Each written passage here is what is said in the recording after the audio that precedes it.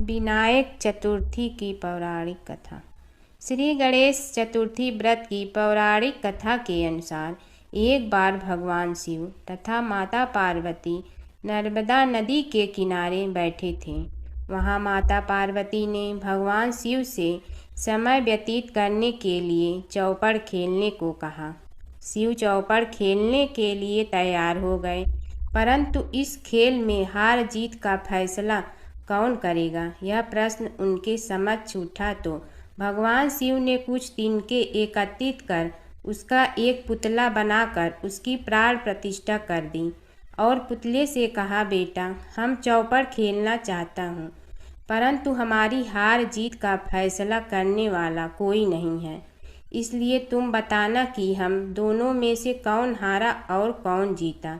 उसके बाद भगवान शिव और माता पार्वती का चौपड़ खेलना शुरू हो गया।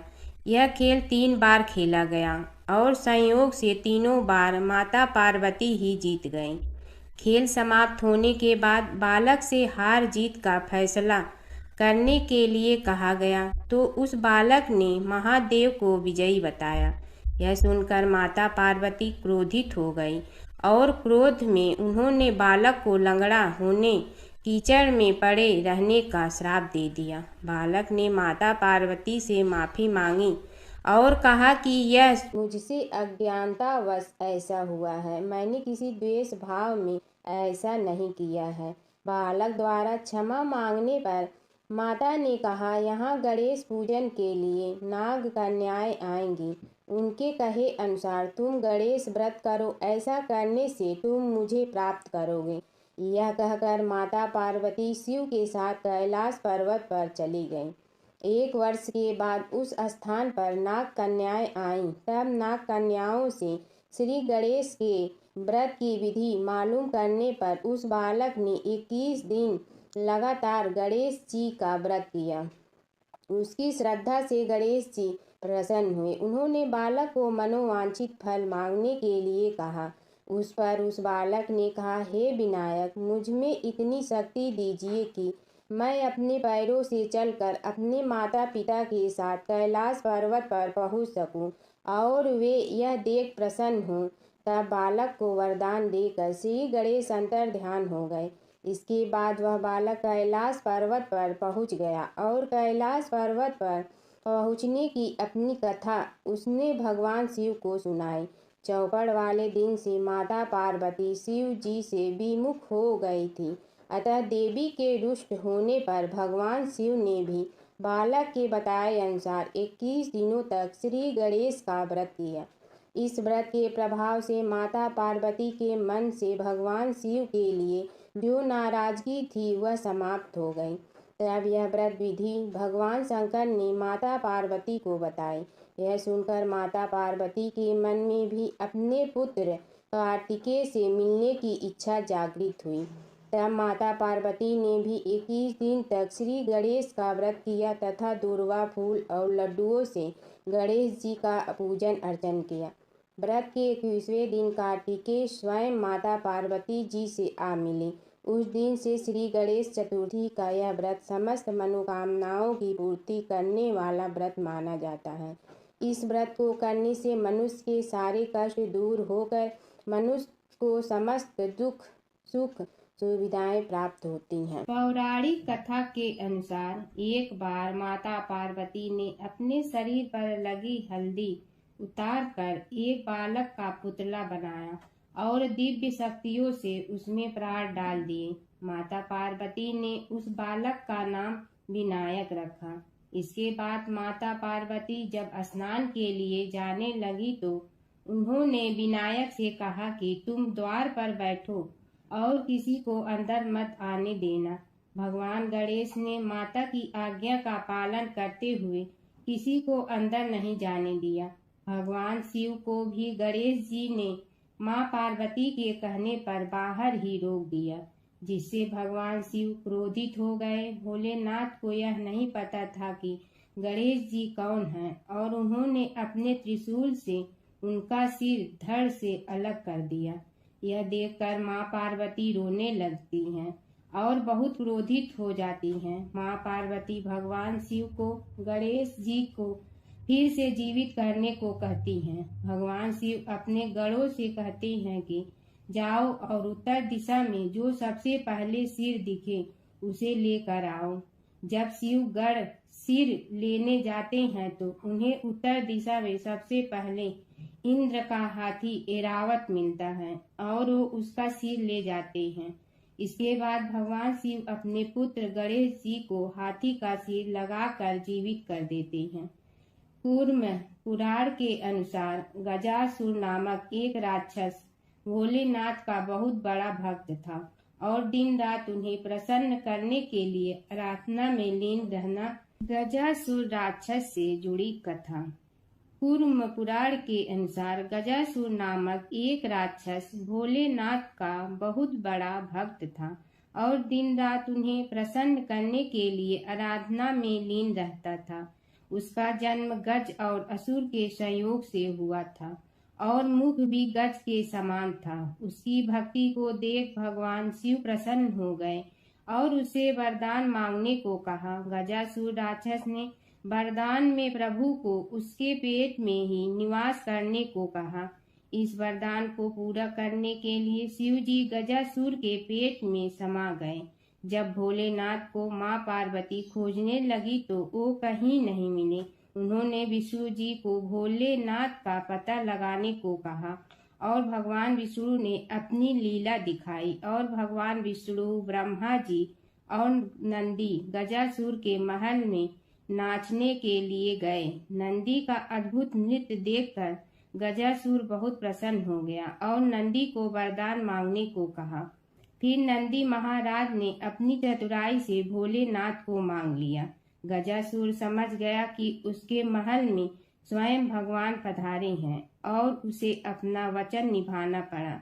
गजासुर के वचन पूरा करने से भगवान विष्णु प्रसन्न हुए और उसे वरदान दिया कि समय आने पर उसे ऐसा मान सम्मान मिलेगा कि लोग तुम्हारी पूजा करेंगे। जब भोले बाबा ने गणेश भगवान का सिर काटा था तब श्री हरि ने गजासुर का ही शीश काट कर लगाने को दिया था और ऐसे भगवान गणेश के धड़ पर एक हाथी का सिर लग गया और गजासुर के मुख को वो सम्मान मिला जिसका वचन श्री हरि ने दिया था।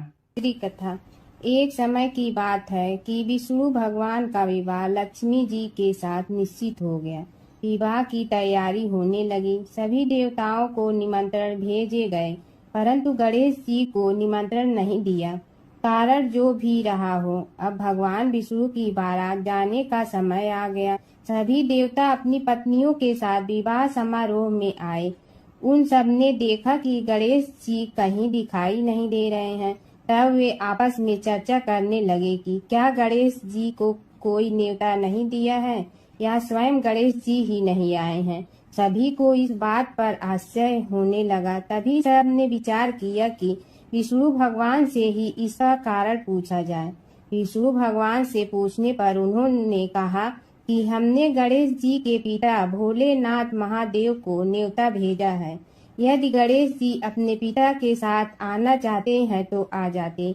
अलग से न्योता देने की कोई आवश्यकता भी नहीं थी। दूसरी बात यह है कि उनको 1.25 मन मूंग, 1.25 मन चावल, 1.25 मन घी और 1.25 मन लड्डू का भोजन दिन भर में चाहिए। यदि गणेश जी नहीं आएंगे तो कोई बात नहीं। दूसरे के घर जाकर इतना सारा खाना पीना अच्छा भी नहीं लगता। इतनी वार्ता कर ही रहे थे कि किसी एक ने सुझाव दिया, यदि गणेश जी आ भी जाए तो उनके द्वारपाल बनाकर बैठा देंगे कि आप घर की याद रखना। आप तो चूहे पर बैठकर धीरे धीरे चलोगे तो बारात से बहुत पीछे रह जाओगे। यह सुझाव भी सबको पसंद आ गया तो विष्णु भगवान ने भी अपनी सहमति दे दी। होना क्या था कि इतने में गणेश जी वहां आ पहुंचे और उन्हें समझा बुझाकर घर की रखवाली करने बैठा दिया गया। बारात चल रही थी तब नारद जी ने देखा कि गणेश जी तो दरवाजे पर ही बैठे हुए हैं। तो वे गणेश जी के पास गए और रुकने का कारण पूछा। गणेश जी कहने लगे कि विष्णु भगवान ने मेरा बहुत अपमान किया है। नारद जी ने कहने लगे कि अपनी मूसक देना को आगे भेज दे तो वह रास्ता खोद देगी, जिससे उनके वाहन धरती में धंस जाएंगे। तब आपको सम्मान पूर्वक बुलाना पड़ेगा। अब तो गणेश जी ने अपनी मूसक सेना जल्दी से आगे भेज दी और सेना ने जमीन पोली कर दी। जब बारात वहां से निकली तो रथों के पहिए धरती में धंस गए। लाख कोशिश करे परंतु पहिए नहीं निकले। सभी ने अपने अपने उपाय किए परंतु पहिए तो नहीं निकले, बल्कि जगह जगह से टूट गए। किसी की समझ में नहीं आ रहा था कि अब क्या किया जाए।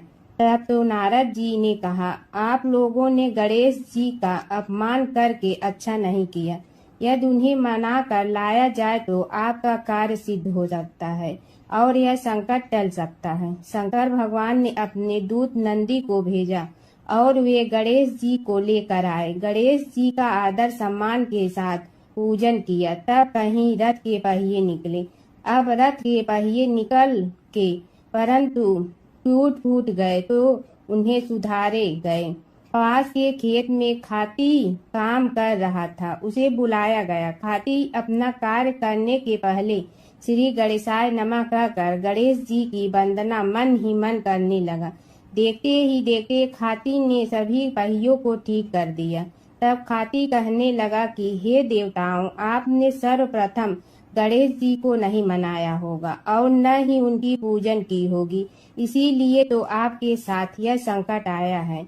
हम तो मूर्ख अज्ञानी हैं, फिर भी पहले गणेश जी को पूजते हैं, उनका ध्यान करते हैं। आप लोग तो देवतागण हैं, फिर भी आप गणेश जी को कैसे भूल गए। अब आप लोग भगवान श्री गणेश जी की जय बोल कर जाएं तो आपके सब काम बन जाएंगे और संकट कट जाएंगे। ऐसा कहते हुए बारात वहां से चल दी और विष्णु भगवान को लक्ष्मी जी के साथ विवाह संपन्न करा के सभी सकुशल घर लौट आए। हे गणेश जी महाराज, आपने विष्णु को जैसे कारज सारियो ऐसे कारज सबको सिद्ध कर जो। बोलो गजानन भगवान की जय। एक समय की बात है, एक भाई बहन रहते थे। बहन का नियम था कि वह अपने भाई का चेहरा देखते ही खाना खाती थी। हर रोज वह सुबह उठती थी और जल्दी जल्दी सारा काम करके अपने भाई का मुंह देखने के लिए उसके घर जाती थी। एक दिन रास्ते में एक पीपल के नीचे गणेश जी की मूर्ति रखी थी। उसने भगवान के सामने हाथ जोड़कर कहा कि मेरे जैसा अमर सुहाग और मेरे जैसा अमर पीहर सबको दीजिए। यह कहकर वह आगे बढ़ जाती है। जंगल के झाड़ियों के कांटे उसके पैरों में चुभा करते थे। एक दिन भाई के घर पहुंची और भाई का मुंह देखकर बैठ गई तो भाभी ने पूछा, पैरों में क्या हो गया है। यह सुनकर उसने भाभी को जवाब दिया कि रास्ते में जंगल के झाड़ियों के गिरे हुए कांटे पांव में चुभ गए हैं। जब वह वापस अपने घर आ जाए तब भाभी ने अपने पति से कहा कि रास्ते को साफ करवा दो, आपकी बहन के पांव में बहुत सारे कांटा चुभ गए हैं। भाई ने तब कुल्हाड़ी लेकर सारी झाड़ियों को काटकर रास्ता साफ कर दिया, जिससे गणेश जी का स्थान भी वहां से हट गया। यह देखकर भगवान गुस्सा हो गए और उसके भाई के प्राण हर लिए। लोग अंतिम संस्कार के लिए जब भाई को ले जा रहे थे तब उसकी भाभी रोते हुए लोगों से कही, थोड़ी देर रुक जाओ, उसकी बहन आने वाली है। वह अपने भाई का मुंह देखे बिना नहीं रह सकती है, उसका यह नियम है। तब लोगों ने कहा, आज तो देख लेगी पर कल कैसे देखेगी। रोज दिन की तरह बहन अपने भाई का मुंह देखने के लिए जंगल में निकली। तब जंगल में उसने देखा कि सारा रास्ता साफ किया हुआ है। जब वह आगे बढ़ी तो उसने देखा कि सिद्धि विनायक को भी वहां से हटा दिया गया है। तब उसने जाने से पहले गणेश जी को एक अच्छे स्थान पर रखकर उन्हें स्थान दिया और हाथ जोड़कर बोली, भगवान मेरे जैसा अमर सुहाग और मेरे जैसा अमर पीहर सबको देना और फिर बोलकर आगे निकल गई। भगवान सोचने लगे, अगर इसकी नहीं सुनी तो हमें कौन मानेगा, हमें कौन पूजेगा। तब सिद्धि विनायक ने उसे आवाज दी, बेटी इस खेजड़ी की 7 पत्तियां लेकर जा और उसे कच्चे दूध में धोकर भाई के ऊपर छींटा मार देना, वह उठकर बैठ जाएगा। यह सुनकर जब पीछे मुड़ी तो वहाँ कोई नहीं था। फिर वह यह सोचने लगी कि ठीक है, जैसा सुना वैसा कर लेती हूँ। फिर वह 7 खेजड़ी की पत्तियां लेकर अपने भाई के घर पहुंची। उसने देखा वहाँ कई लोग बैठे हुए हैं। भाभी बैठी रो रही है और भाई की लाश रखी है। तब उसने पत्तियों को बताए हुए नियम के तहत भाई के ऊपर इस्तेमाल किया। तब भाई उठकर बैठ गया। भाई बोला बहन से, मुझे बहुत ही गहरी नींद आ गई थी। तब बहन बोली, यह नींद किसी दुश्मन को भी न आए, और उसने सारी बात अपने भाई को बता दी। जय गणेश जय गणेश जय गणेश देवा, जय गणेश जय गणेश देवा। माता जकी पार्वती पिता महादेवा, माता जकी पार्वती पिता महादेवा।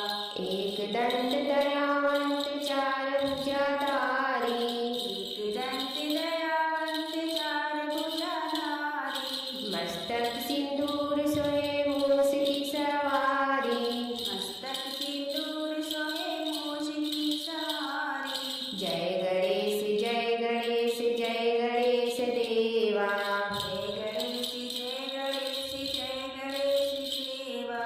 माता जकी पार्वती पिता महादेवा, माता जकी पार्वती पिता महादेवा। अंधन को आँख देत कोढ़ी को काया, अंधन को आँख देत कोढ़ी को काया। भाजन को पुत्र देत निर्धन को माया, भाजन को पुत्र देत निर्धन को माया। जय गणेश जय गणेश जय गणेश देवा, जय गणेश जय गणेश जय गणेश देवा। माता जकी पार्वती पिता महादेवा, माता जकी पार्वती पिता महादेवा। हार चढ़े फूल चढ़े और चढ़े मेवा, हार चढ़े फूल चढ़े और चढ़े मेवा। लड्डुअन का भोग लगे संत करे सेवा, लड्डुअन का भोग लगे संत करे सेवा। जय गणेश जय गणेश जय गणेश देवा, जय गणेश जय गणेश जय गणेश देवा। माता जकी पार्वती पिता महादेवा, माता जकी पार्वती पिता महादेवा। दीनन की लाज रखो शंभु सुतवारी, दीनन की लाज रखो शंभु सुतवारी। कामना को पूरा करो जग बलिहारी, कामना को पूरा करो जग बलिहारी। जय गणेश जय गणेश जय गणेश देवा, जय गणेश जय गणेश जय गणेश देवा। माता जकी पार्वती पिता महादेवा, माता जकी पार्वती पिता महादेवा। भगवान शिव के गढ़ नंदी का कथा। नंदी कैसे बने शिव के गढ़। शिव की घोर तपस्या के बाद शिलाद ऋषि ने नंदी को पुत्र रूप में पाया था। शिलाद ऋषि ने अपने पुत्र नंदी को संपूर्ण वेदों का ज्ञान प्रदान किया। एक दिन शिलाद ऋषि के आश्रम में मित्र और वरुण नाम के 2 दिव्य ऋषि पधारे। नंदी ने अपने पिता की आज्ञा से उन ऋषियों की उन्होंने अच्छे से सेवा की। जब ऋषि जाने लगे तो उन्होंने शिलाद ऋषि को तो लंबी उम्र और खुशहाल जीवन का आशीर्वाद दिया, लेकिन नंदी को नहीं। तब शिलाद ऋषि ने उनसे पूछा कि उन्होंने नंदी को आशीर्वाद क्यों नहीं दिया। इस पर ऋषियों ने कहा कि नंदी अल्पायु है, यह सुनकर सिलाद ऋषि चिंतित हो गए। पिता की चिंता को नंदी ने जानकर पूछा, क्या बात है पिताजी? तब पिताजी ने कहा कि तुम्हारी अल्पायु के बारे में ऋषि कह गए हैं, इसीलिए मैं चिंतित हूँ। यह सुनकर नंदी हंसने लगा और कहने लगा कि आपने मुझे भगवान शिव की कृपा से पाया है, तो मेरी उम्र की रक्षा भी वही करेंगे। आप क्यों चिंता करते हैं? इतना कहते ही नंदी भुवन नदी के किनारे शिव की तपस्या करने के लिए चले गए। कठोर तप के बाद शिव जी प्रकट हुए और कहा, वरदान मांगो वत्स। तब नंदी ने कहा कि मैं उम्र भर आपके सानिध्य में रहना चाहता हूँ। नंदी के समर्पण से प्रसन्न होकर भगवान शिव ने नंदी को पहले अपने गले लगाया और उन्हें बैल का चेहरा देकर उन्हें अपने वाहन, अपना दोस्त, अपने गढ़ों में सर्वोत्तम के रूप में स्वीकार कर लिया। जय शिव ओंकारा प्रभु जय शिव ओंकारा, ब्रह्मा विष्णु सदाशिव अर्धांगी धारा। जय शिव ओंकारा, एकानन चतुरानन पंचानन राजे, हंसासन गरुड़ासन वृषवाहन साजे। जय शिव ओंकारा, दो भुज चार चतुर भुज दस भुज अति सोहे, तीनों रूप निरखते त्रिभुवन जन मोहे। जय शिव ओंकारा, अक्षमाला बनमाला मुंड मलाधारी, चंदन मृग मद सोहे भोले शुभकारी।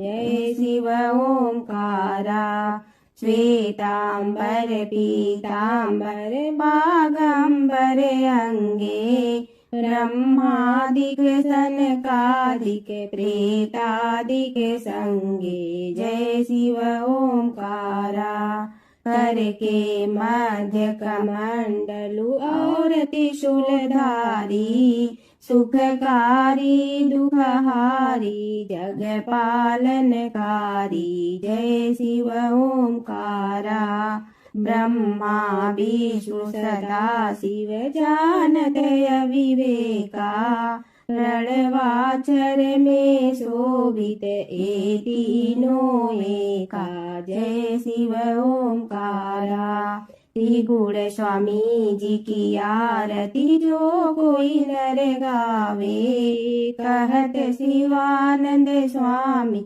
मन वांछित फल पावे। जय शिव ओंकारा, प्रभु जय शिव ओंकारा,